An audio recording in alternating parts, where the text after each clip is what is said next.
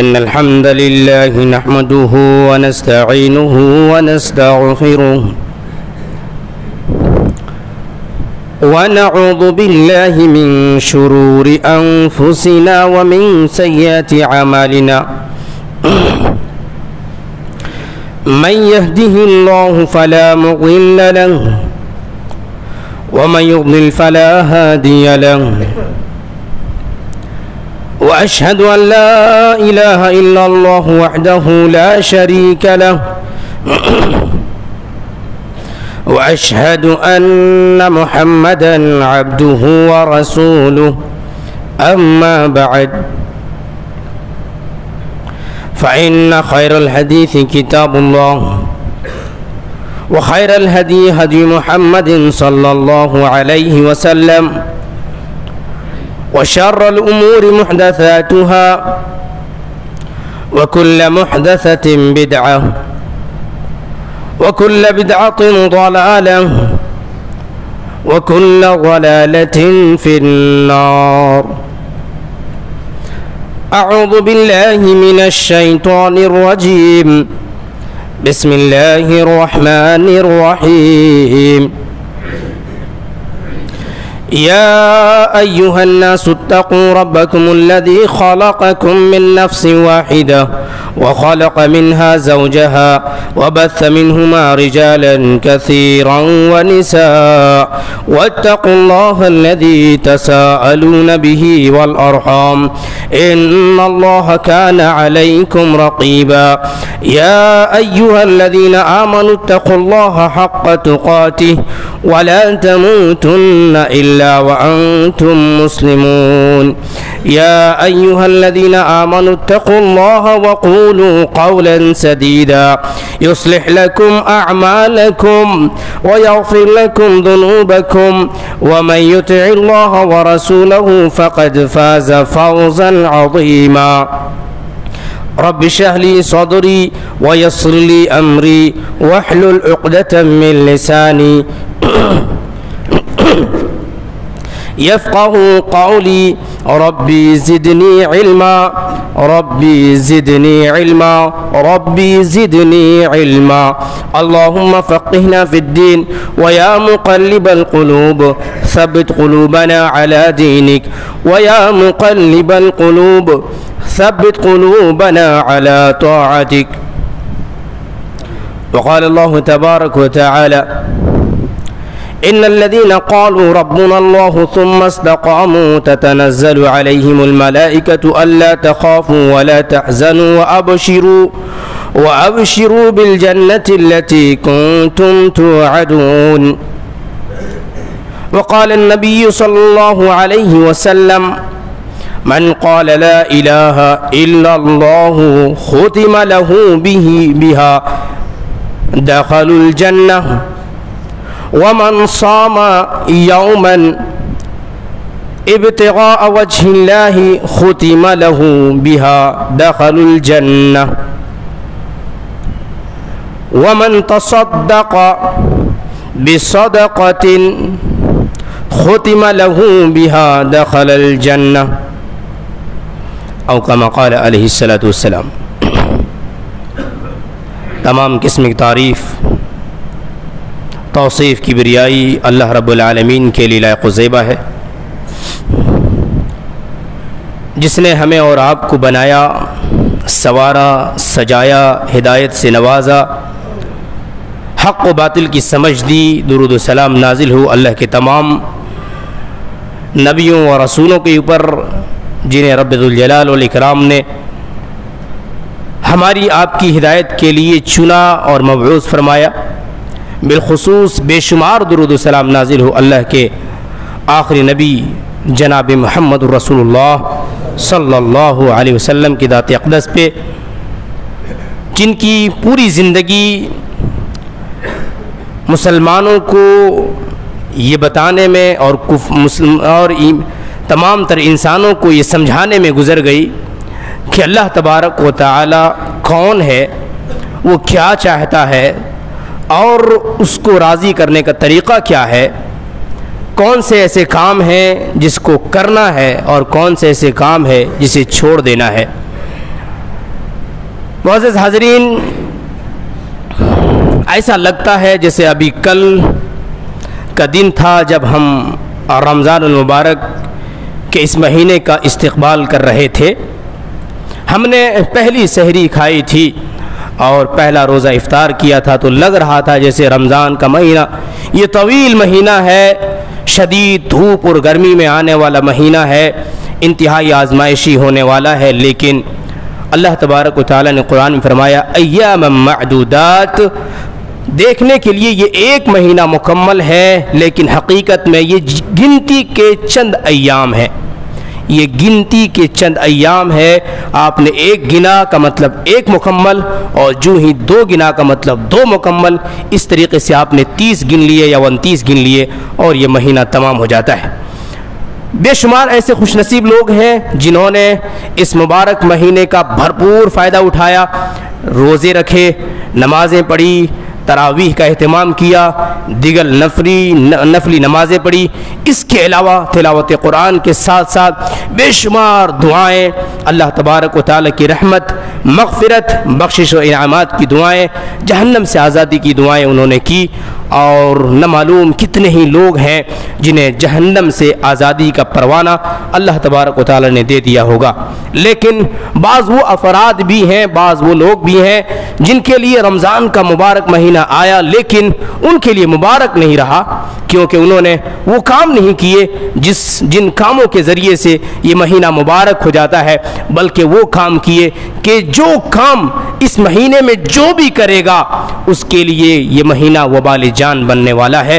میرا مطلب یہ ہے کہ کتنے ہی لوگ وہ ہیں جنہوں نے کام کے بہانے، روزگار کے بہانے، کھیتی باڑی کے بہانے، دیگر ضروریات زندگی کی پوری کرنے کے بہانے انہوں نے روزے چھوڑے، روزہ خور بن گئے، اللہ تبارک و تعالیٰ کے نزدیک اللہ کے رسول صلی اللہ علیہ وسلم کی بد دعاؤں کے وہ حقدار بن گئے۔ جب اللہ کے رسول صلی اللہ علیہ وسلم یہ فرما رہے تھے ممبر پہ چڑھتے ہوئے کہ جس کو رمضان کا یہ مبارک مہینہ ملا اور اس نے اس مہینے میں دعائیں کر کے، روزے رکھ کر کے، اللہ سے فریاد کر کے، گڑ گڑا کر کے، رو کر کے، اللہ کے سامنے اپنے آپ کو پیش کر کے، گناہوں کا اعتراف کر کے، آگے نہ کرنے کا وعدہ کر کے اللہ کو منا نہ لیا، تو ایسے لوگوں کا کے لیے تباہی، بربادی، اس کی ناک خاک آلود ہو۔ اور جبریل یہ بات کہتے ہیں اور اللہ کے رسول صلی اللہ علیہ وسلم آمین فرماتے ہیں، یعنی آپ آمین کہتے ہیں، اے اللہ تبارک و تعالیٰ میری دعا کو قبول فرما لے، یہ اس کا مطلب ہوا۔ میرے بھائیوں، سمجھنے کی بات کیا ہے؟ جو ہوا سو ہوا، قد مضى ما مضى، جو گزر گیا سو گزر گیا، ابھی تک جو کچھ کیا ہم نے وہ کر لیا، ماضی کے ایام کی طرف لوٹ کر کے جانا ممکن نہیں، اور جن لوگوں نے بھی ایسی کوششیں کی ہیں وہ حماقت کے سوا کچھ اور نہ کر سکے ہیں۔ دنیا ان کے اوپر ہنسی ہے اور آج بھی ہنستی ہے، وہ لوگ مضحکہ خیز ہو جاتے ہیں۔ عقل مند وہ لوگ ہیں جو حال میں مستقبل کی پلان لے کر کے اور ایک پلان کے تحت اپنے اعمال کو ترتیب دے کر کے ایک اصول، ایک ضابطے اور ایک مکمل طور پر منظم ایک ضابطۂ حیات جو اسلام نے دیا ہے اس کو مد نظر رکھ کر کے جو لوگ آگے بڑھتے ہیں، حقیقت میں کامیاب وہ لوگ ہیں، حقیقت میں وہی لوگ فلاح پانے والے اور اللہ تبارک و تعالیٰ کو راضی کرنے والے ہیں۔ دیکھیے، آپ نے 30 روزے رکھے، اگر مزید 3 روزے کمپلیٹ ہوتے ہیں تو 30 روزے آپ کے پورے ہو جائیں گے۔ اگر اللہ تبارک و تعالیٰ 29 کا مہینہ رکھا تب بھی ہمارے اور آپ کے اوپر اللہ کا ایک احسان ہوگا، ایک دن آپ کو کم روزہ رکھنا ہوگا لیکن آپ کو فائدہ پورے کے پورے 30 روزے کا ہوگا، پورے کے پورے 30 روزے کا فائدہ 29 روزے رکھنے کے باوجود ہوگا، ایک حدیث کے مطابق جس میں اللہ کے رسول نے فرمایا کہ جو آدمی رمضان کے مکمل مہینے کا روزہ رکھتا ہے اور شعبان کے، اس کے شوال کے مزید 6 روزے رکھتا ہے تو گویا کہ اس نے پورے سال روزے رکھے۔ حساب و کتاب بھی اللہ کے رسول نے بتا دیا، جیسے رمضان کا پورا مہینہ روزہ رکھنے کا مطلب ایک مہینے کے روزے کا مطلب کم سے کم اللہ کے یہاں 10 گنا ثواب ملتا ہے۔ جب 10 گنا ثواب ملا تو 10 مہینے روزے رکھنے کے برابر ہو گئے، تو 29 رکھے تب بھی 10 مہینے کے برابر، 30 رکھے تب بھی 10 مہینے کے برابر، اور پھر اس کے بعد شوال کے آپ نے 6 روزے رکھے، اس کو اگر آپ نے 10 سے گنا کر دیا، ملٹیپلائی کیا تو 2 مہینے مزید ہو گئے، یعنی آپ پورے سال روزہ رکھنے کے برابر ثواب کے حقدار ہو جاتے ہیں۔ تو اس سے یہ معلوم ہوا کہ 29 یا 30 اللہ تبارک و تعالیٰ نیکیوں میں کوئی کمی نہیں کرتا، کیونکہ پہلے ہی دن سے ہماری نیت کیا ہوتی ہے؟ पूरे महीने का रोज़ा रखना है, 30 हो या 29 हो, और इंसान को अल्लाह तबारक व तआला उसकी नीयत के मुताबिक अज्र दे देता है, एक हदीस के मुताबिक। चलिए आगे बढ़ते हैं। देखिए, हमने और आपने जो किया वो किया, जिन्होंने अच्छाइयाँ की, नेकियाँ की, अल्हम्दुलिल्लाह, अल्लाह तबारक व तआला का शुक्र है। और जिनसे नेकियाँ न हो सकी, जिनसे अल्लाह तबारक व तआला के सामने रोने, गिड़गिड़ाने, तौबा वगैरह करने का ये मजबूत तरीन अमल जिससे इंसान अल्लाह को राज़ी कर सकता है, नहीं कर सका, मेरे भाइयों, अफसोस की बात तो ज़रूर है, लेकिन वक्त अभी ख़त्म नहीं हुआ। अफसोस की बात ज़रूर है, आपने गोल्डन चांस को मिस ज़रूर कर दिया है, लेकिन ऐसा नहीं है कि ख़त्म हो गया है। अल्लाह तबारक व तआला ने हमारे और आपके लिए अभी लम्हात बाकी रखे हैं, अभी औकात बाकी हैं, अभी अय्याम बाकी है, अभी हमारी और आपकी ज़िंदगी बाकी है, अभी हमारे और आपकी ये सांसें चल रही हैं, दिल का ये धड़कन जारी वो सारी है। का मतलब ये है कि अल्लाह तबारक व तआला हमें और आपको मोहलत दे रहा है, मेरे बंदे अभी तक जो किया सो किया, लेकिन अब तू मेरे तरफ लौट करके आ जा। अभी तक जो तुमने किया सो किया, लेकिन अब तू मेरी तरफ लौट करके आ जा, क्योंकि जब भी मेरा बंदा मेरी तरफ लौट करके आ जाता है तो फिर मैं उसके गुनाहों को सिर्फ माफ कर देता हूं, ऐसा नहीं है, बल्कि मैं उसके गुनाहों को नेकियों से बदल देता हूं, मैं उसके गुनाहों को नेकियों से बदल देता हूं। अल्लाहु अकबर। मेरे भाइयों, सूरतुल फुरकान की आयत है, तिलावत कीजिए। अल्लाह तबारक व तआला ने तौबा करने वालों में जब शुमार किया तो उससे पहले जिन गुनाहों का तज़किरा किया है वो ज़रा काबिल गौर है। वहां पे अल्लाह तबारक व तआला ने कत्ल नफ्स का, एक मासूम इंसान का कत्ल, जिसके बारे में कुरान ने फरमाया जिसने एक इंसान का, एक मासूम शख्स का कत्ल किया, गोया कि पूरी इंसानियत का कातिल वो है, ऐसे गुनाह का तज़किरा किया। फिर उसके बाद अल्लाह तबारक व तआला ने ज़िना का तज़किरा किया, और फिर जब तौबा का तज़किरा किया तो फरमाया जो इंसान तौबा करता है सिद्क़े दिल से और रुजू करता है अल्लाह तबारक व तआला की तरफ से और सच्चा तौबा करता है, तो ऐसी सूरत में न सिर्फ ये कि अल्लाह तबारक व तआला उसके गुनाहों को मिटा देता है, बल्कि उन गुनाहों को नेकियों से तब्दील कर देता है। अल्लाहु अकबर। यानी एक आदमी जिसने एक मर्डर किया, एक कत्ल किया, वो तौबा करके आता है तो उसको सवाब कितना मिलता है, गोया कि उसने एक नहीं तमाम इंसानियत की जान बचाई है, इतनी नेकी अल्लाह तबारक व तआला उसको दे देता है। समझ में आ रही बात? इतनी नेकी अल्लाह तबारक व तआला गुनाहगार इंसान को उस वक्त देता है जब वो तौबा करके अल्लाह तबारक व तआला की तरफ रुजू करता है। वक्त अभी गया नहीं, हाँ औकात गुजर गए, फायदा बहुत उठाया जा सकता था, नहीं उठाया जा सका, लेकिन अब भी वक्त है। रमजानुल मुबारक के कम से कम आखिर के ये 3 या 2 रोजे जो हमारे और आपके अभी बाकी है, अगर आज हमने ये तहैया किया, ये तय किया, हमने ये माना अल्लाह तबारक व तआला के सामने, अल्लाह में गुनाहगार था, अल्लाह तबारक व तआला में अपने नफसानी ख्वाहिशात की पैरवी में बहक गया था, मेरे रब में गाफिल था, मुझे अंदाजा नहीं था, मुझे इल्म नहीं था, या मुझे इल्म था लेकिन मैं गफलत में था, मैं सुस्ती में था, मैं काहिली में था। अल्लाह अब मैं तौबा करता हूँ, अल्लाह मेरे इन रोज़ों को कबूल फरमा, जो छूट गए हैं, जो मुझसे रह गए, अल्लाह मुझे माफ़ फरमा दे, मेरे गुनाहों को माफ़ फरमा दे। याद रखिए मेरे दोस्तों, हमारी और आपकी ज़बान से ये अल्फाज बाद में निकलते हैं, अगर सच्चाई के साथ निकलने वाले हैं, अल्लाह तबारक व तआला तौबा को पहले कबूल फरमाता है, अल्लाह तबारक व तआला तौबा को पहले कबूल फरमाता है। और कभी कभी तो मरहला ये है कि अल्लाह को हमारे और आपके अल्फाज की भी ज़रूरत नहीं, अगर दिल से आपने सिर्फ तहैया कर लिया, अल्लाह तबारक व तआला तौबा कबूल फरमा लेता है, अल्लाह तबारक व तआला तौबा कबूल फरमा लेता है। हमें क्या करना होगा? देखिए, याद रखिए कि ये रमज़ान का मुबारक महीना शैतान तो कैद कर दिए गए थे, हमें और आपको अमाल करने की बहुत तौफीक मिली। देखिए, हर नमाज में अल्हम्दुलिल्लाह लगभग मस्जिद भरी हुई होती थी। मैं एक सवाल पूछना चाहता हूँ, रमज़ान में रोज़ा रख करके भूख की हालत में, प्यास की हालत में, तमाम तर शिद्दतों का सामना करने के बावजूद अगर हम और आप रमज़ान में 5 वक्त की पाबंदी, नमाजों की पाबंदी हम कर पा रहे थे और कर पा रहे हैं, तो मैं ये पूछना चाहता हूं कि रमज़ान के बाद वो कौन से ऐसे मसाइल हमारे और आपके सामने आते हैं जिसकी वजह से हमारी नमाजें छूटने लगती हैं, जिसकी वजह से हम तारीकीन सलात में हमारा शुमार होने लगता है।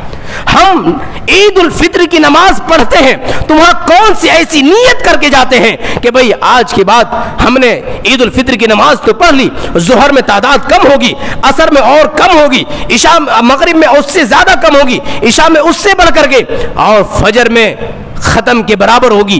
یہ کون سی ایسی نیت ہے جو ہم اور آپ کرتے ہیں، یا کون سی ایسی غفلت ہے جس کی چادر ہم اور آپ اوڑھتے ہیں، جسے ہمیں اور آپ کو چاک کرنے کی ضرورت ہے. میرے بھائیو، ہمیں اللہ تبارک و تعالی نے دین صرف رمضان کے لیے نہیں دیا. اسلام کو ہم نظام زندگی، ضابطۂ حیات کہتے ہیں، اور حیات ایک دن کا نام نہیں ہے. حیات ایک دن کا نام نہیں، ایک مہینے کا نام نہیں. مسلمان کسی ایک موسم کے مسلمان نہیں ہوتے، بلکہ یہ پوری زندگی اسلام پہ عمل کرنے والا ہوتا ہے. ہمیں اور آپ کو اپنے دین کی طرف لوٹنا ہوگا، ہمیں اور آپ کو اپنے دین کی طرف رجوع کرنا ہوگا. صرف رمضان میں عبادت کرنا ناکافی ہے، صرف عبادت رمضان میں کرنا ناکافی ہے. اور یاد رکھیے، کن کی عبادتیں قبول ہوئیں، یہ ایک جملہ ہے، چند باتوں کا ایک مشتمل جملہ میں آپ کے سامنے پیش کرنے کی کوشش کر رہا ہوں. سمجھ لیجئے کہ آپ کی عبادت کتنی قبول ہوئی. اگر آپ رمضان کے بعد بھی آپ کو توفیق ملتی ہے نمازوں کی پابندی کی، جس طریقے سے آپ رمضان میں عبادتیں کرتے تھے، نمازیں پڑھتے تھے، اگر آپ کو توفیق ملتی ہے تلاوت قرآن کی، جس طریقے سے آپ رمضان میں تلاوت قرآن کرتے تھے، جس طریقے سے آپ رمضان میں صدقہ و خیرات کرتے تھے، مختصر ہی صحیح غیر رمضان میں بھی آپ کو توفیق ملتی رہی، تو اس کا مطلب یہ ہے کہ اللہ تبارک و تعالیٰ نے آپ کی عبادتوں کو قبول فرما لیا ہے. کیونکہ جب عبادتیں قبول ہوتی ہے تو عبادت کے بارے میں کیا ہے؟ عبادت کے بارے میں اللہ کے رسول صلی اللہ علیہ وسلم نے فرمایا کہ نیکیاں نیکیوں کے زینے ہیں. نیکیاں نیکیوں کے زینے ہیں. نیکیاں نیکیوں کو بلاتی ہیں، نیکیاں نیکیوں کو ساتھ لے کر کے آتی ہیں. اگر آپ نے نیکی کی، وہ قبول ہوئی، تو اس کا مطلب اور بھی نیکیاں آپ کریں گے. اور اگر وہ نیکی آپ نے جو کی وہ نیکی نہ تھی، بلکہ دکھاوا تھا، بلکہ ایک ماحول کا اثر تھا، تو اس کے بعد آپ کی وہ نیکیاں مزید نیکیوں کو لے کر کے آنے کی طاقت نہیں رکھے گی. بات سے نہیں سمجھ میں آئی. ایک مثال دیتا ہوں. آپ کے پاس ایک 2000 روپے کا نوٹ ہے. آپ کیا کرتے ہیں؟ اس کو آپ نے انویسٹ کیا کسی تجارت میں، کیا ہوگا؟ منافع ہوگا. لیکن آپ کے پاس ایک اور نوٹ ہے 2000 کا، لیکن وہ اصلی نہیں. آپ انویسٹ کرنا چاہتے ہیں، کر سکیں گے؟ اس سے آپ منافع کما سکیں گے؟ نہیں، کیونکہ یہ نوٹ تو ہے 2000 کا، لیکن اصلی نہیں، اس لیے اپنے ساتھ یہ نوٹ لا نہیں سکتا. یہ نوٹ نہیں لا سکتا، اس کے ذریعے سے آپ مزید کمائی نہیں کر سکتے. اسی طریقے سے جو نماز ہم نے اور آپ نے رمضان میں پڑھے، اگر وہ نمازیں واقعتاً نمازیں تھی تو آگے بھی نمازیں ہمارے اور آپ کے ساتھ ہوں گی، ہم نمازوں کے ساتھ ہوں گے. جو روزے ہم نے اور آپ نے رمضان میں رکھے، اگر وہ حقیقی روزے تھے تو آگے کے مہینوں میں بھی ہم اور آپ نفلی روزے بھی رکھیں گے، اور کم از کم اللہ کی عبادت میں کوتاہی نہیں کریں گے، فرائض کے معاملے میں کوتاہی نہیں کریں گے. اگر تلاوت قرآن ہمارا اور آپ کا حق تھا، سچ تھا، اللہ کی عبادت تھی، تو دیگر مہینوں میں بھی ہمارا اور آپ کا تعلق قرآن سے کٹے گا نہیں، بلکہ قرآن سے مزید مضبوط ہوگا. آگے بڑھتے ہیں.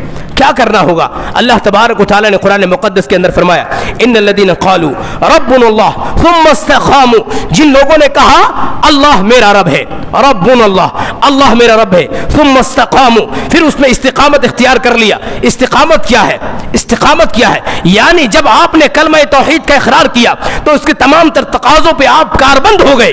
اب آپ نے جب ایک بار توحید کو اختیار کر لیا تو آپ کبھی بھی بھول کر بھی شرک کے دروازے تک جاتے نہیں، شرک کو آپ چھوتے نہیں، شرک کے قریب آپ بھٹکتے نہیں. تو ایسی صورت میں اس کا مطلب آپ نے استقامت فی التوحید اختیار کر لی ہے.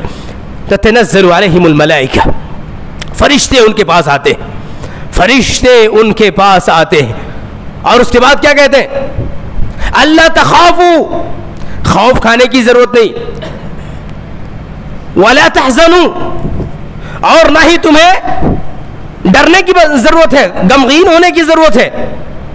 وَأَبْشِرُوا بِالْجَنَّةِ، تمہارے لیے تو خوشخبری ہے ایک ایسی جنت کی، بِالْجَنَّةِ الَّتِي كُنْتُمْ تُوعَدُونَ، جس جنت کا وعدہ تم سے دنیا میں تمام انبیاء کرام اور انبیاء کرام کے حوالے سے داعیان اسلام تم سے کرتے رہے، اس جنت کی خوشخبری تمہیں دی جاتی ہے۔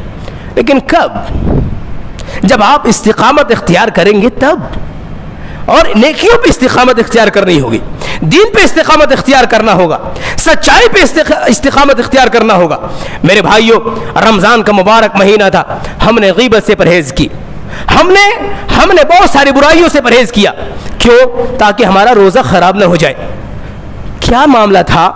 یہ اصل میں تربیت کا ایک مرحلہ تھا، یہ تربیت کا ایک مرحلہ تھا۔ ہمیں اور آپ کو دیگر ایام میں بھی غیبت سے پرہیز کرنا ہوگا، کیونکہ جس طریقے سے غیبت رمضان میں حرام ہے، غیر رمضان میں بھی اسی انداز میں حرام ہے۔ اس کی شدت میں کوئی کمی نہیں واقع ہوتی، رمضان کے علاوہ غیبت کرنے میں کوئی کمی نہیں واقع ہوتی۔ جس طریقے سے بہت سارے گناہوں سے ہم رمضان میں بچتے رہے، دیگر مہینوں میں بھی ہمارے اور آپ کے لیے وہ تمام تر گناہ ویسے ہی گناہ ہیں جیسے رمضان میں تھے۔ اللہ کے رسول صلی اللہ علیہ وسلم نے فرمایا کہ من قال لا الہ الا اللہ ختم له بها دخل الجنہ، جس نے لا الہ الا اللہ کہا اور اس لا الہ الا اللہ کہتے ہوئے، کہنے کے بعد اس کے تمام تر تقاضوں کو پورے کرتے ہوئے اس شخص کا خاتمہ ہو گیا تو وہ جنت میں داخل ہوا۔ صورتیں کئی ایک ہو سکتی ہیں۔ ایک آدمی ہے جس نے ابھی لا الہ الا اللہ کہا، اس نے ابھی کوئی عبادت نہ کی تھی، نماز نہیں پڑھی تھی، روزے نہیں رکھے تھے، حج نہیں کیے تھے، زکوٰۃ نہیں دیے تھے، کوئی اور عبادت نہیں کی تھی، ابھی اسلام لایا، اس نے لا الہ الا اللہ کہا اور اس کے بعد اس کی موت آن پڑی، موت آئی، اس کی روح قبض کر لی گئی، وہ انسان جنت میں داخل ہوگا۔ کیوں؟ اس لیے کہ اس نے لا الہ الا اللہ کہا، اس نے کوئی گناہ نہیں کیا، داخل ایمان ہو چکا تھا، اس کے تمام گناہ مٹ چکے تھے جو سابقہ اس کے گناہ تھے۔ اور اسی کے ساتھ اللہ کے رسول صلی اللہ علیہ وسلم نے ایک اور بات ارشاد فرمائی، ومن صام، اور جس شخص نے روزہ رکھا، یومن، ایک دن کا روزہ، ابھی ہم نے الحمدللہ 26 روزے کمپلیٹ کر کے 27ویں سحری کھا لی ہے۔ ایک دن کے روزے کی فضیلت ذرا دیکھیے، اور اس کے بعد پورے رمضان المبارک کے مہینے کی جو روزے ہم اور آپ الحمدللہ رکھ رہے ہیں اور رکھنے والے ہیں، اس کو ذرا مد نظر رکھیے، اور اس کے بعد اس کی حفاظت کے بارے میں سوچیے۔ انشاءاللہ العزیز ان احادیث کی روشنی میں نجات یقینی ہے، ان احادیث کی روشنی میں نجات یقینی ہے۔ اللہ کے رسول فرماتے ومن صام یوما ابتغاء وجہ اللہ ختم له بها دخل الجنہ، جس نے ایک دن کا روزہ اللہ کو راضی کرنے کے لیے، اللہ کو خوش کرنے کے لیے، اللہ کی خوشنودی کے لیے رکھا، اور اس روزے کے رکھنے کی حالت میں اس کی موت واقع ہو گئی، دخل الجنہ، وہ جنت میں داخل ہوگا۔ یا روزے کی حالت میں، یا روزہ کمپلیٹ کرنے کے بعد موت واقع ہو گئی اس کی، تو وہ جنت میں داخل ہوگا۔ کتنے نوجوان ہیں، کتنے لوگ ہیں کہتے ہیں جناب روزہ رکھنا بہت پرمشقت ہے۔ اصل میں کیا ہے جناب، روزہ توڑنے سے اچھا ہے نا کہ سحری ہی نہ کھاؤ۔ یاد رکھیے، ایک بات ذہن میں رکھیے، اچھی طریقے سے بٹھا لیجئے کہ اگر کوئی انسان یہ سمجھتا ہے کہ روزہ توڑنے سے اچھا ہے سحری ہی مت کھاؤ، یہ انتہائی غلطی پہ ہے، یہ انتہائی غلطی پہ ہے۔ جس طریقے سے روزہ توڑنا گناہ کا عمل ہے، ویسے ہی رمضان المبارک کے مہینے میں روزہ چھوڑنا بھی لعنتی عمل ہے۔ اللہ کے رسول صلی اللہ علیہ وسلم نے روزہ خوروں کے لیے عذاب کی وعیدیں سنائی ہے۔ ایسا نہیں ہے کہ چلو بھائی رمضان میں روزہ چھوڑ دیں گے تو تھوڑی سہولت ہوگی، دیگر دنوں میں رکھ لیں گے، نہیں، جو گناہ روزہ توڑنے والے کو ملے گا وہی گناہ روزہ چھوڑنے والے کو بھی ملے گا۔ کیونکہ رمضان المبارک کے آغاز میں ہی ہم اور آپ 30 روزے رکھنے کی نیت کرتے ہیں، 30 روزے رکھنے کی، ہاں الا یہ کہ عذر شرعی کی وجہ سے آپ روزہ توڑ دیں یا روزہ چھوڑ دیں، دونوں ہی صورت میں گناہگار نہیں۔ عذر شرعی کی وجہ سے آپ روزہ چھوڑ دیں یا توڑ دیں، دونوں ہی صورتوں میں گناہگار نہیں۔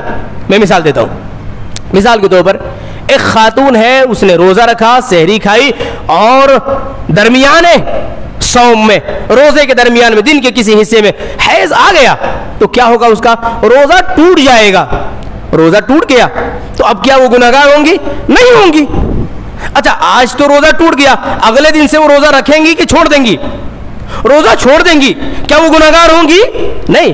عذر شرعی کی وجہ سے ایک انسان ہے, اس نے سحری کھائی تھی, تکلیف بڑھ گئی, بیماری بڑھ گئی, اچانک بیمار ہو گیا. اللہ تبارک و تعالیٰ نے قرآن مقدس میں بیمار آدمی کے لیے, مسافر آدمی کے لیے رخصت دی ہے. یعنی اب وہ آدمی اس حالت صحت میں, یعنی مکلف حالت میں روزہ رکھنا شروع کیا تھا, اب مرض میں آ گیا, یعنی عذر شرعی اسے لاحق ہو گئی. اب اگر وہ روزہ توڑ دیتا ہے, یاد رکھیے ہر چھوٹی بڑی بیماری نہیں, ایسی بیماری, ایسی حالت ہو گئی کہ اب آپ کے لیے مشکل ہو گیا, ڈاکٹر کا سجیشن یہ ہے, مشورہ یہ ہے کہ اب آپ روزہ توڑ دیجئے, تو اب آپ روزہ توڑیں گے, گنہگار نہیں ہوں گے, آپ کو صرف قضا دینا ہوگا. بعد میں رمضان المبارک کے بعد کیا کرنا ہوگا؟ قضا کرنا ہوگا, آپ گنہگار نہیں ہوں گے. اس کا مطلب کیا ہوا؟ عذر شرعی کے ساتھ روزہ توڑنے میں یا روزہ چھوڑنے میں کوئی حرج نہیں. عذر شرعی کے بغیر روزہ چھوڑنا بھی گناہ کا عمل ہے اور بہت بڑے گناہ کا عمل ہے. اسی طریقے سے روزہ توڑنا بھی شدید ترین گناہ کا عمل ہے. لیکن ایک بات ذہن میں رکھیے کہ روزہ توڑنے میں تو بھائی قضا, کفارہ, وعیدیں, ساری چیزیں ہیں, اور روزہ چھوڑنا اتنا بڑا گناہ ہے کہ اس کے لیے نہ کوئی قضا ہے نہ کوئی کفارہ ہے. خود سمجھ میں آئی بات؟ یعنی جب گناہ کی حد بہت بڑھ جاتی ہے تو پھر اللہ تبارک و تعالیٰ اس کے لیے کوئی قضا یا کفارہ کا راستہ نہیں چھوڑتا.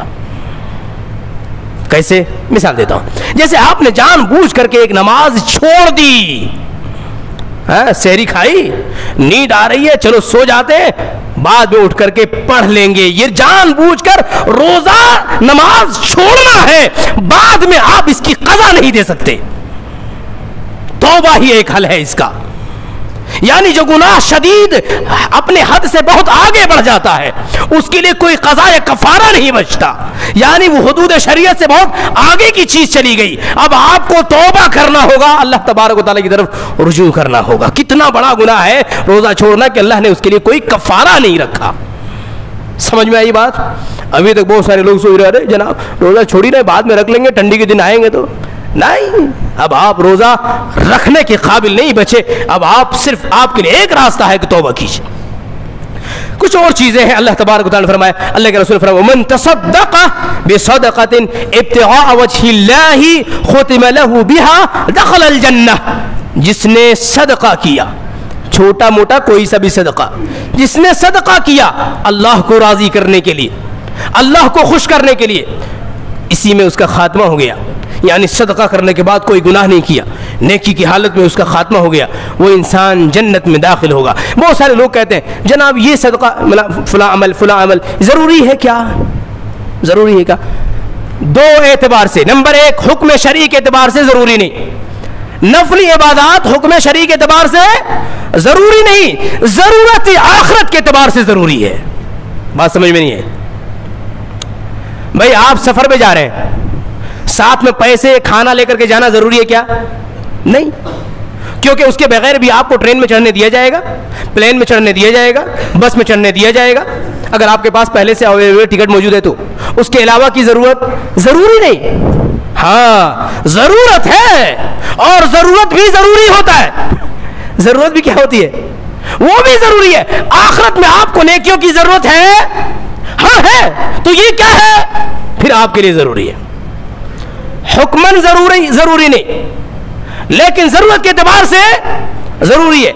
آپ فرض نمازوں سے پہلے اور بعد کے سنت موقعات اگر آپ نے چھوڑ دیے تو آپ, ایسا نہیں ہے کہ آپ کے اوپر فرض ہے اور آپ کے لیے لازم و ضروری ہے, نہیں. لیکن آخرت میں جب نیکیاں کم پڑیں گی تو کہاں جائیں گے آپ؟ کہاں جائیں گے؟ آپ سفر میں نکلتے ہیں, ضرورت کتنی کی ہے؟ 1000 روپے سے کام چل جائے گا, احتیاطاً 2000 رکھ لو. کیوں؟ کوئی ضرورت پیش آ جائے تو کس سے مانگیں گے؟ دنیا کے سفر کے لیے 1000 کی جگہ 2000 رکھ لو. لیکن جب آخرت کی سفر پہ ہم اور آپ نکلنے والے ہیں, جناب ضروری ہے کیا؟ ضروری نہیں. ضرورت پہ دھیان رکھو ورنہ دھوکہ ہونے والا ہے. کتنے ہی ایسے لوگ جو آخرت کی ضرورت کو نظر انداز کر کے دنیا کی ضروری پہ توجہ دیتے ہیں, وہ غافل ہیں اور وہ دھوکہ کھانے والے ہیں. اللہ کے رسول صلی اللہ علیہ وسلم نے, اللہ تبارک و تعالی نے تمام بدری صحابہ کرام کو اعلان عام دیا تھا, معافی کا دیا تھا نا. کیا انہوں نے نیک اعمال کرنے چھوڑ دیے؟ کیا ان کے پر ضروری تھا کہ اور مزید نیک اعمال کیا جائے؟ نہیں، جنت میں داخل ہونے کا پروانہ مل گیا تھا بھائی، لیکن ضرورت تھی اونچے سے اونچا مقام ملنا ہے بھائی. جو لوگ اونچا مقام چاہتے ہیں وہ چھوٹی چھوٹی چیزوں کو نظر انداز نہیں کرتے. اس لیے ضروری نہیں، ضرورت پہ توجہ مرکوز کیجیے. چلیے کچھ اور باتیں ہیں. یاد رکھیے کہ اگر آپ کتنی ہی نیکیاں کر لیں، اگر کہتے ہیں نا انت بھلا تو سب بھلا، تو انت کے اوپر توجہ دیجیے. اور وہ انت صرف رمضان کا انت نہیں، وہ انت زندگی کا انت ہے. اللہ تبارک و تعالیٰ نے کیا فرمایا؟ یا ایھا الذین آمنوا اتقوا اللہ حق تقاتہ ولا تموتن الا وانتم مسلمون. اے لوگو جو اللہ تبارک و تعالیٰ سے ڈرنے والے ہو، ایمان لانے والے ہو، تمہاری موت اسلام کی حالت میں ہی آئے. اور اسلام کیا ہے؟ مل اسلام. اسلام کیا ہے بھائی؟ اسلام کیا ہے؟ ارکان اسلام کتنے ہیں؟ 5 ہیں. ارکان اسلام کتنے ہیں؟ 5 ہیں. یہ اسلام ہے. یعنی اگر آپ کو مسلمان مرنا ہے تو ارکان اسلام پہ پابندی کے ساتھ عمل کرنا ضروری ہوگا، کیونکہ جس گھڑی میں موت آئے گی اس گھڑی کا علم اللہ کے سوا کسی کو معلوم نہیں. جس گھڑی میں موت آئے گی اس گھڑی کے بارے میں اللہ کے سوا کسی کو معلوم نہیں. ایک آدمی سوال کر سکتا ہے، جناب اگر یہی کرنا تھا، جنت میں جانے کے لیے آسان نسخہ تھا نا، اللہ سب کو موت کے بارے میں بتا دیتا. یاد رکھیے اگر موت کے بارے میں اللہ تعالیٰ بتا دیتا نا کہ کس کی کب موت آنے والی ہے، ہم اور آپ زندگی جینا چھوڑ دیتے. زندگی جینا چھوڑ دیتے، غم سے ڈھال ہو جاتے. ارے بھائی ابھی پیدا ہوتے ہی خوشخبری ملی، اتنے تاریخ کو فلاں صاحب مرنے والے ہیں. اللہ اکبر. ہاں اب میں مرنے والا ہوں. 1 دن کم ہو گیا، 2 دن کم ہو گیا، 3 دن کم ہو گیا. اللہ کا یہ بہت بڑا احسان ہے کہ اللہ نے موت کی تاریخ کسی کو بتائی نہیں، ورنہ انسان اپنی زندگی کے خاتمے کو سوچ کر کے ختم ہو جاتا.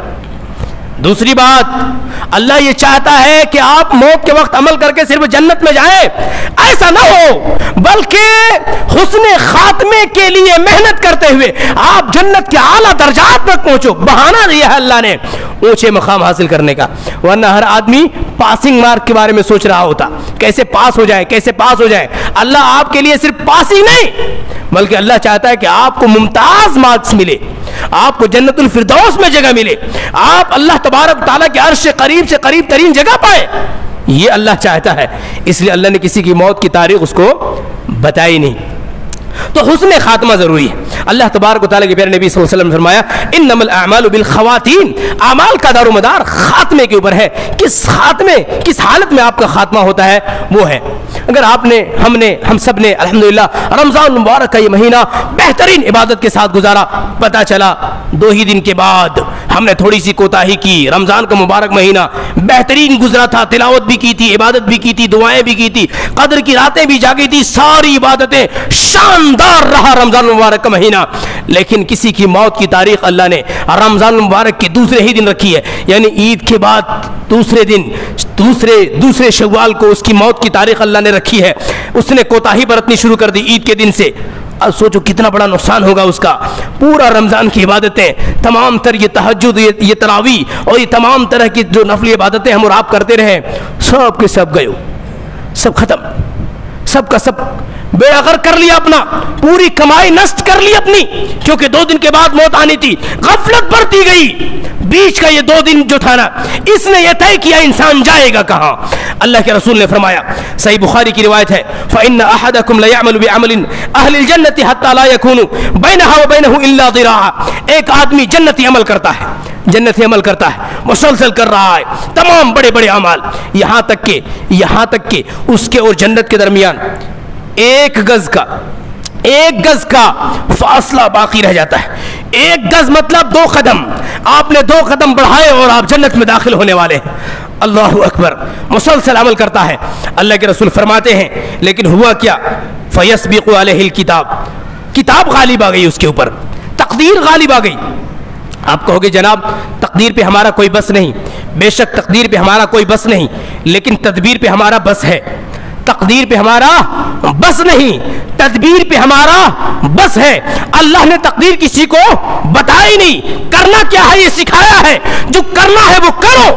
تقدیر آپ کے اوپر غالب آتی ہے کہ نہیں آتی یہ فیصلہ اللہ کا ہے. اور پھر اللہ نے قرآن میں صرف یہ نہیں فرمایا, احادیث میں صرف یہ نہیں ہے کہ تقدیر جو ہے وہ برحق ہے, بلکہ یہ بھی فرمایا وَأَن لَيْسَ لِلْإِنسَانِ إِلَّا مَا سَعَى. یہ اللہ کا فرمان ہے کہ انسان جس کے لیے کوشش کرتا ہے اللہ تبارک و تعالیٰ اسے وہ چیز دے کر کے رہتا ہے. آپ جنت کی کوشش کیجئے, آپ کو جنت ملے گی. اگر آپ نے کوشش نہیں کی تو پھر آپ کی تقدیر آپ کو جنت میں لے کر کے جائے گی. بہت مشکل ہے میرے بھائیو. آگے بڑھیے. اللہ تبارک و تعالیٰ کے پیارے نبی صلی اللہ علیہ وسلم نے جہاں میں اور آپ کو یہ بتایا کہ تقدیر برحق ہے, وہیں پہ یہ بھی فرمایا کہ ایک انسان جب وہ یہ دعا کرتا ہے کیا اللہ مجھے شہادت کی موت عطا فرما, اللہ مجھے شہادت کی موت عطا فرما, اللہ مجھے شہادت کی موت عطا فرما. اللہ کے رسول فرماتے ہیں بستر پہ مرتا ہے شہید کہلاتا ہے اللہ کی نظر میں. یہ حدیث یاد نہیں رہتی, خالی تقدیر والی حدیث یاد رہتی ہے. اور تقدیر ایمان لانے کے لیے, تقدیر پہ عمل کرنے کے لیے نہیں. تقدیر کوئی ایسی کتاب نہیں کہ اس پہ عمل کی جائے. تدبیر وہ کتاب ہے جس پہ عمل کیا جاتا ہے. قرآن تدبیر کی کتاب ہے, قرآن تدبیر کی کتاب ہے, قرآن ہدایت کی کتاب ہے. قرآن پہ عمل کرو, تقدیر پہ ایمان رکھو. اللہ تبارک و تعالیٰ نے ہمارے اور آپ کے لیے تقدیر کو ایک آزمائش کے طور پر اور ساتھ ہی ساتھ اس طور پر کہ اللہ کے علم پہ یہ کتنا یقین رکھتا ہے, اللہ کے علم پہ یہ کتنا یقین رکھتا ہے, یہ جانچنا چاہتا ہے اللہ تبارک و تعالیٰ. بہت سارے لوگوں نے سارے معاملات کو تقدیر کے حوالے کر کے رکھ دیا. اگر یہی سارا معاملہ ہوتا صحابہ کرام تقدیر نہیں سمجھتے تھے, نعوذ باللہ من ذالک. انہیں نہیں معلوم تھا تقدیر میں جنت لکھا ہوگا تو جنتی عمل ہو جائے گا. آخر میں انہوں نے کیا کیے, آخری دم تک حضرت عمر فاروق رضی اللہ تعالیٰ عنہ کو دیکھیے, خنجر لگا ہے آپ کے پیٹ میں, چاک ہے آپ کا پیٹ, دودھ پیتے ہیں باہر نکل آتا ہے پیٹ سے, دودھ پیتے ہیں باہر نکل آتا ہے پیٹ سے. اس حالت میں بھی ایک نوجوان کے ازار کو دیکھا ٹخنے سے نیچے, آپ نے کہا اوپر کر لو, آپ نے کہا اوپر کر لو. اس حالت میں بھی امر بالمعروف نہی عن المنکر کو فراموش کیا نہیں, اور جو نماز رہ گئی تھی کھڑے ہو کر کے انہوں نے ادا کی تھی. کہا کہ اللہ تبارک و تعالیٰ کے پیارے نبی نے فرمایا فَإِن لَمْ يَسْتَطِعْ, اگر طاقت نہ ہو استطاعت نہ ہو تب کھڑا ہونے والا بیٹھ کر کے نماز پڑھے گا. خنجر لگا ہوا شخص, پیٹ باہر آ رہا ہے, کپڑا باندھ دیا گیا ہے, دودھ پیتے ہیں تو پیٹ سے باہر نکلتا ہے. وہ کیا فرماتے ہیں, اللہ نے کیا فرمایا ہے, اللہ کے رسول نے کیا فرمایا, نہیں طاقت رکھتے, پاؤں ڈگمگاتا ہے, جسم لرزتا ہے, کھڑے نہیں ہو سکتے, اب بیٹھنا ہے, بیٹھ نہیں سکتے اب پہلو کے بل لیٹنا ہے. تھوڑے تھوڑے بہانوں سے نہیں. حضرت عمر فاروق رضی اللہ تعالیٰ عنہ میں اس حالت میں بھی فجر کی نماز جو ان کی رہ گئی تھی, چونکہ ان کے اوپر حملہ ہو گیا تھا, کھڑے ہو کر کے انہوں نے ادا کی تھی. سمجھنے کی کوشش کیجیے, دین اپنے مزاج اور طبیعت کے مطابق نہیں, دین شرعی مزاج کے مطابق اللہ تبارک و تعالیٰ نے جو تقاضے ہمارے اور آپ کے لیے متعین کیے اس کے مطابق ہونا چاہیے. باتیں بہت تھی, بس اتنے پہ اکتفا کرتا ہوں. دعا کیجئے کہ یہ جو رمضان کے اخیر کی جو 2 یا 3 روزے رہ گئے ہیں یہ سچے ہوں. سچے کا مطلب اس کے بعد, رمضان کے بعد کا جو مہینے ہمارے اور آپ کی زندگی میں آنے والے ہیں, جو سال آنے والے ہیں, وہ کمال کے ہوں, وہ زبردست ہوں, وہ مثالی ہوں, وہ دیکھنے والے ہوں, وہ دیکھ کر کے رب ذوالجلال والاکرام آپ کو معاف کر دے, اس انداز کا ہونا چاہیے. ابھی بھی قدر کی ایک رات باقی ہے, ابھی بھی ایک رات قدر کی باقی ہے, ابھی بھی آپ پوری رات بیدار ہونے والے ہیں. قرآن اب بھی وہی کتاب ہے جو پورے مہینے رہا ہے, نمازیں اب بھی وہی ہیں, رسول اب بھی وہی ہیں, الہ اب بھی وہی ہے, قبلہ و کعبہ اب بھی وہی ہے, مسلمان اب بھی وہی ہیں, ہمارا وجود اب بھی وہی ہے, روح اب بھی وہی ہے, جسم اب بھی وہی ہے, نظام زندگی اب بھی وہی ہے, دن و رات اب بھی وہی ہے. پھر ہمارے اعمال نہیں بدلنے چاہیے, اعمال بھی اب بھی وہی ہونا چاہیے جو ہم اور آپ ابھی تک کرتے رہے, اس سے بہتر ہونا چاہیے, اس سے اچھا ہونا چاہیے. کیونکہ جب انسان اچھے سے اچھا کے بارے میں سوچتا ہے تو اچھا تو ہو ہی جاتا ہے, لیکن اچھا کے بارے میں سوچتا ہے تو اس سے نیچے آ جاتا ہے. جو اچھے سے اچھا, بہتر سے بہترین سوچتا ہے وہ بہتر پہ ہوتا ہے, لیکن جو بہتر سوچتا ہے اس سے نیچے چلا آتا ہے. جو فرائض کی پابندی چاہتا ہے وہ نوافل کا اہتمام کرے, اور جو نوافل کا اہتمام چاہتا ہے وہ چاہیے کہ مزید جو سنت موقدات ہے اس کے علاوہ تہجد کا اہتمام کرے، انشاءاللہ تہجد کا اہتمام کرنے والا سنت موقدات کو نہیں چھوڑے گا، اور سنت موقدات کا اہتمام کرنے والا فرائض کو ترک نہیں کرے گا۔ اتنا بڑا چاہیے تو یہاں تک پلان بنائیے، اتنا تو ملنا ہی ملنا ہے انشاءاللہ۔ آخر میں اللہ تعالیٰ سے میں دعا کرتا ہوں، رب ذوالجلال والاکرام ہم تمام لوگوں کے ایمان میں جلا بخش دے، یا اللہ ہمارے ایمان میں تازگی پیدا فرما دے، یا اللہ جو کچھ بھی ہم نے رمضان میں عبادات کیے رب ذوالجلال والاکرام تو اسے قبول فرما لے۔ الہ العالمین جو بھی کوتاہیاں ہوئی، جو غلطیاں ہوئی، جو غفلت ہم نے برتی ہے، الہ العالمین تو انہیں دور کر دے۔ ہم نے جو چھوٹی بڑی نیکیاں کی ہیں یا الہ العالمین جو اس میں کمی و زیادتیں رہی ہیں انہیں دور کر کے تو قبول فرما لے۔ الہ العالمین ہم تمام مرد و خواتین کو، تمام مسلمان مردوں اور عورتوں کو جہنم سے آزاد کر دے، جنت کا حقدار بنا دے۔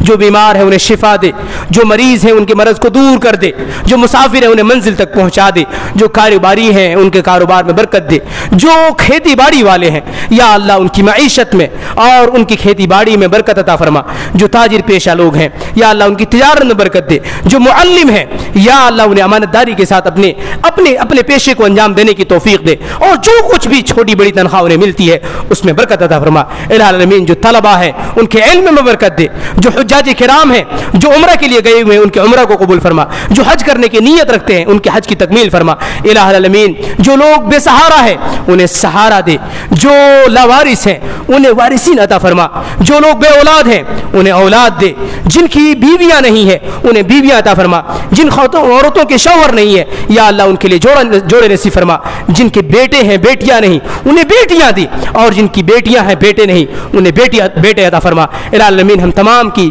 جائز حاجات کو تو قبول فرما لے، آمین تقبل یا رب العالمین۔ اقول قولی ھذا فاستغفروہ انہ هو الغفور الرحیم۔